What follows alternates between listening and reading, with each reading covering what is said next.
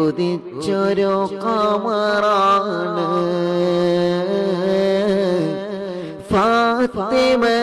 ഫാത്തിമത്തൊളിവാണ് അഷ്റഫുൽ അംബിയ രാജാവിൻ പൂമകൾ ഫാത്തിമത്ത് സുഹറ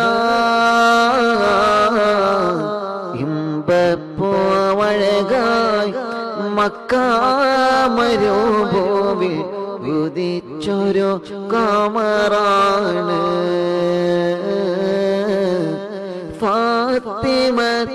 ഫാത്തിമത്തൊളിവാണ്. ഫാത്തിമാവിന്റെ പാട്ട് എത്ര കേട്ടാൽ മതിയാവില്ല അല്ലേ? കേട്ടില്ലേ?